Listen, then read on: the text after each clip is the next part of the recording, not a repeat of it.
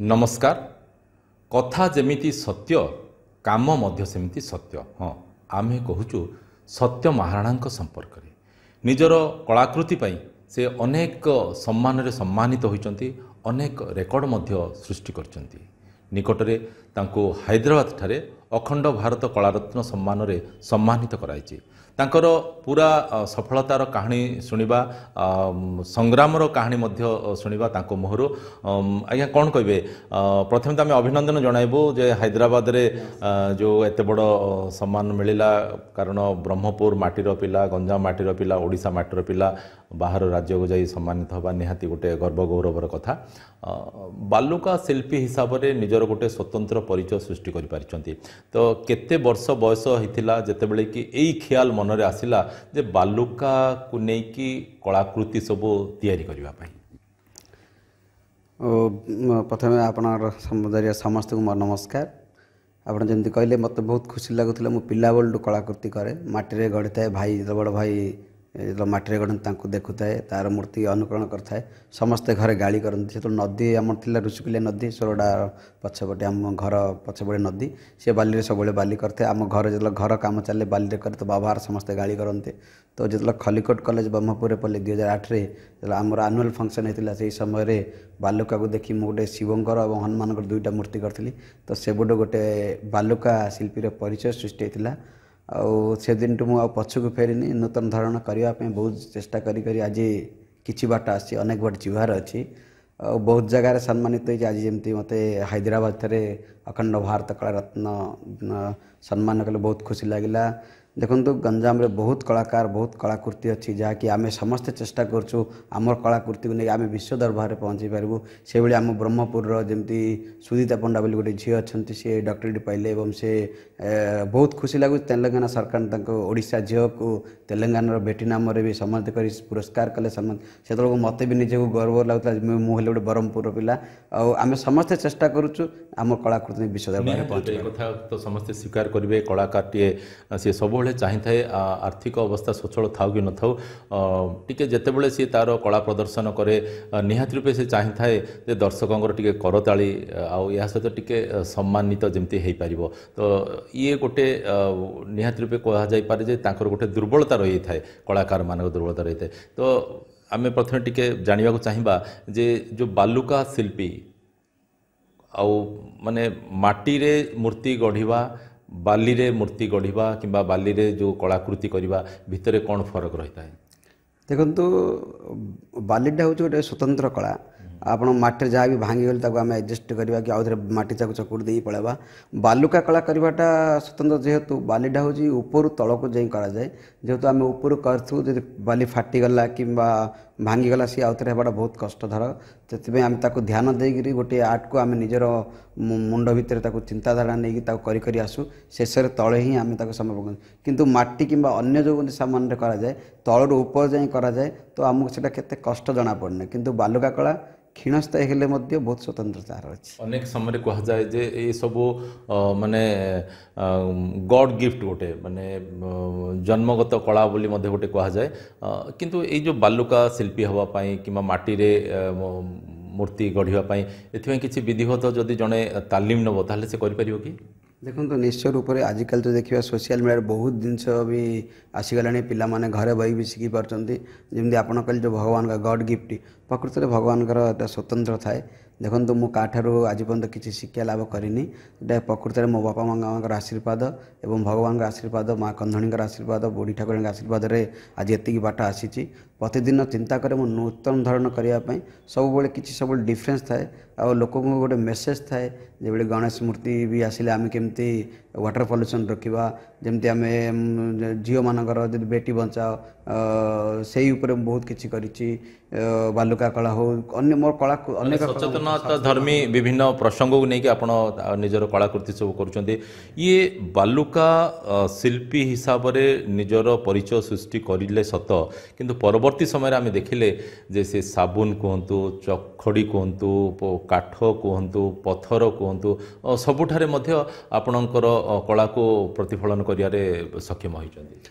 हाँ देखु सत कथा कह गले जिते मत बालीर अभाव ब्रह्मपुर पड़ा मु को जगार जाए करें तो से दुकान भाई दुकान रे बसए तो आखि आगे गोटे साबुन थिला तो साबुन रे मु गणेश गोटे खोली जो महामहिम राष्ट्रपति आसते ओडिशा प्रतिभा सिंह पटेल मैडम तांकर जो करी से मुझे देखिए बाईरे भी अन्य किसी सामग्री आम कर लोक आम कि सचेतन कर तो जमी 73टा जो मनुमेंट्स करी ऐतिह्य स्थल करी से भी मोर एशिया बुक ऑफ रिकॉर्ड भी स्थान पाई इंडिया बुक ऑफ रिकॉर्ड विभिन्न रिकॉर्ड स्थान पाई तार कर उद्देश्य थिला यही कलाकृति माध्यम आम सचेतन करूँ जे समस्त जो बुल आम जो ऐतिह्य स्थल को आम सफा सुंदर रखा से उद्देश्य भी मु चकपीस माध्यम सचेतन करी से मत बहुत खुशी लगुला।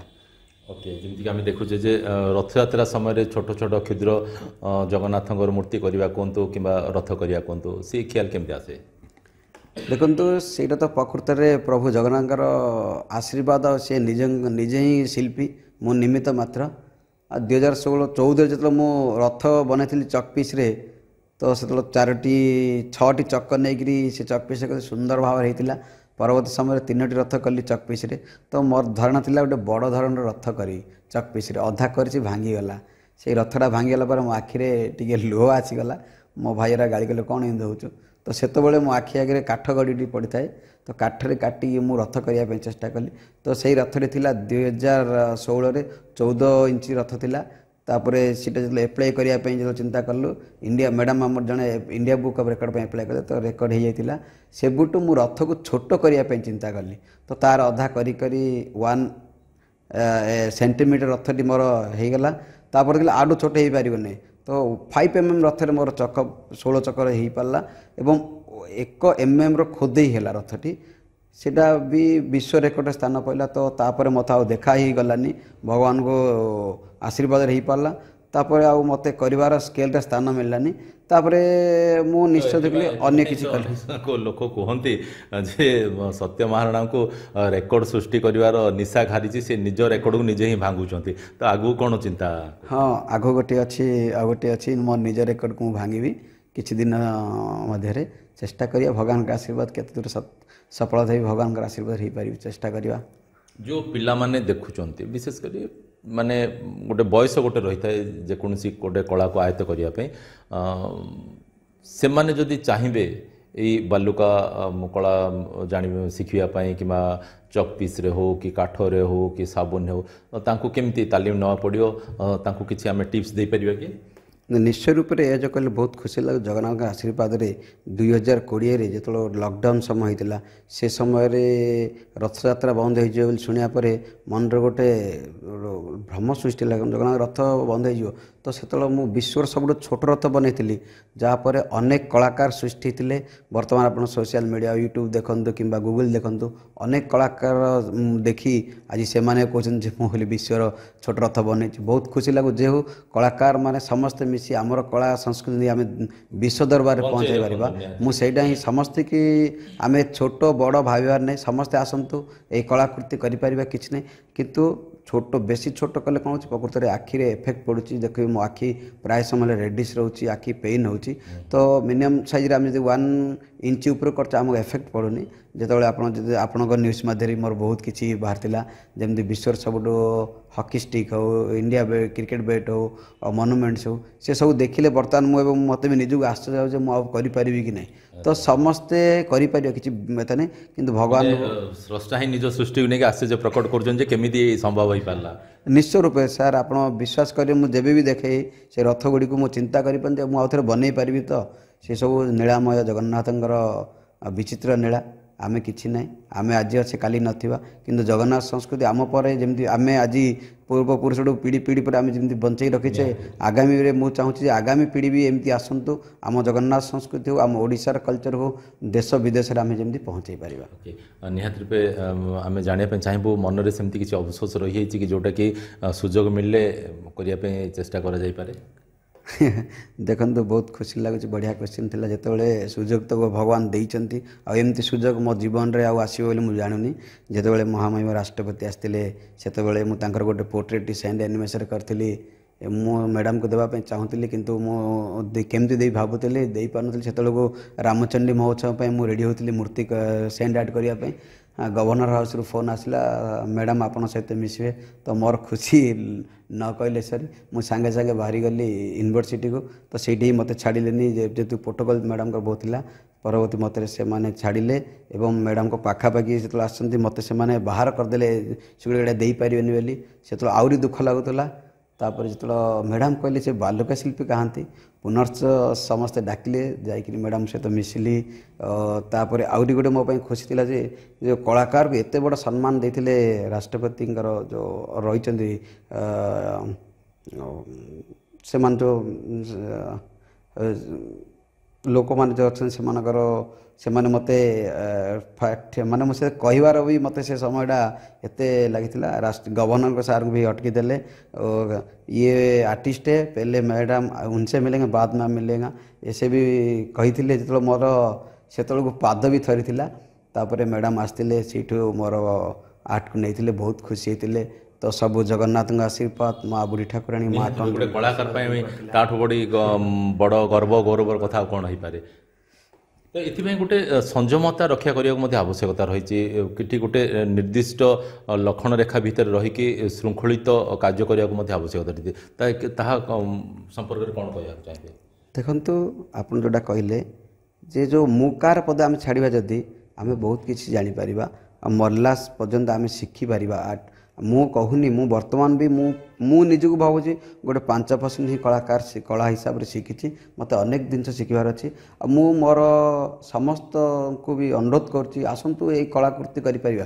ଆଇରେ କିଛି ଭେଦଭାବ ନାହିଁ। ବାଲୁକା କଳା କରିପାରିବା, ଛୋଟ କଳା କରିପାରିବା।